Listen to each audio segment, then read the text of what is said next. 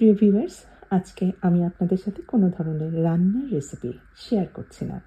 তার বদলে আমি আপনাদের সাথে একটু শেয়ার করব আমি কি গিফট নিয়ে গিয়েছিলাম। কয়েকদিন আগে আমার এক ভাবি এখানে আমাকে দাওয়াত দিয়েছিলেন, আমাদের পুরো ফ্যামিলিকে। আমি ঠিক করেছিলাম কী ধরনের আমি গিফটটা দেব। আসলে আমি আর সেই রকম ওই কাপ, পিরিচ বা গ্লাসের সেট অথবা বাটি বা কাপড়-চোপড় এগুলো আমি বলছি না খারাপ ধরনের কোনো গিফট বা, কিন্তু এগুলি খুব কমন। আর ভদ্রমহিলা একটু এজেড, এগুলি তো আছেই অনেক ওনার। এই কারণে ঠিক করলাম সব ট্রপিক্যাল ফ্রুট দিয়ে একটা ফ্রুট বাস্কেট তৈরি করে ওনার জন্য আমি নিয়ে যাব। ফ্রুট বাস্কেটটা আমি সাজাবো কিছু শুকনো ফ্রুট দিয়ে, আবার ফ্রেশ ফ্রুটও আমি ব্যবহার করেছি। এখানে কাঁচা আম আছে, আমড়া আছে। এগুলি আমি পেয়েছি এখানকার একটা তামিল বা শ্রীলঙ্কান দোকান থেকে। আর কিছু এই যে লাল রঙের যেগুলি, এগুলি জুজুবি।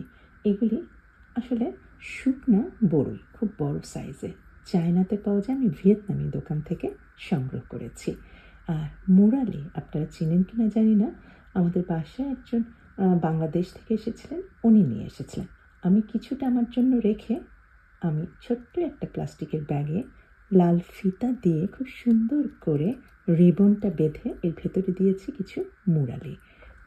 আর এই সমস্ত ফ্রেশ আর শুকনা ফ্রুটই কিন্তু আমি খুব ভালোভাবে একটু লবণ পানি দিয়ে ভিজিয়ে রেখে ভালো করে ধুয়ে মুছে নিয়েছিলাম। এই ভিডিওটা শেয়ার করার কারণটাই হচ্ছে আপনারাও কিন্তু, বিশেষ করে যারা বাইরে থাকেন, তারা কিন্তু এই ধরনের একটু আনকমন ফ্রুট বাস্কেট যদি গিফট হিসেবে আপনারা কাউকে দেন, খুব পছন্দ করে। ভাবিও কিন্তু প্রচণ্ড পছন্দ করেছে। আমি যেতেই সঙ্গে সঙ্গে আমাকে জিজ্ঞেস করেছে, দিশা এটা কি তোমার নিজের তৈরি? আমি বললাম যে হ্যাঁ ভাবি। বলে দাঁড়াও দাঁড়াও দাঁড়াও, তোমার ভাইকে ডাকি, একটা ছবি উঠাবো। একটা কি দুটা উনি ছবি উঠালেন। ছবিটা এখনও পাইনি, থাকলে হয়তো এই ভিডিওতেই আমি অ্যাড করতে পারতাম। আর কেটে নেওয়া ফ্রুটগুলি আমি একটা প্লাস্টিক সেলোফেন দিয়ে খুব ভালোভাবে সুন্দরভাবে মুড়ে নিয়েছি, যাতে এগুলি সহজে নষ্ট না হয়ে যায়, একদম পরিষ্কার থাকে এই কারণে। আর এই ফ্রুট বাস্কেটের মধ্যে আমি আর একটা জিনিস খুব ভাবি অসম্ভব অ্যাপ্রিসিয়েট করেছেন, সেটা হচ্ছে পাটালি গুড়। বাংলাদেশের দোকান থেকে কিনেছিলাম পুরো একটা। আমি এটা একটু সাজানো, একটু সময় নিয়ে সাজাতে হবে, কারণ প্রচুর ফ্রুট তো। আমড়া আছে, আম আছে, ডালিম আছে, কলা আছে, আবার এই যে তরমুজ আছে, আর কিছু আছে খেজুর, যে কাঁচা খেজুরটা প্রচণ্ড মিষ্টি। আমার খুব চেষ্টা ছিল যাতে এই বাস্কেটের মধ্যে অনেক রকমের ফ্রুট, বিশেষ করে এখানকার ফ্রুটের মধ্যে শুধুমাত্র ছিল আঙুর। এখানে তো আমরা সবাই সবসময় যে ফ্রুটগুলি পাওয়া যায় পাচ্ছি, এগুলির প্রতি আমাদের অত আকর্ষণ থাকে না।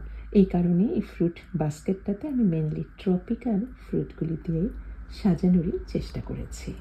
আর সম্পূর্ণ বাস্কেটটা একটা ট্রান্সপারেন্ট প্লাস্টিক দিয়ে বা ট্রান্সপারেন্ট যে সেলোফেনগুলি আছে সেটা দিয়ে ভালো করে পুরো কাভার করে উপরে রিবন লাগিয়ে দিয়েছি।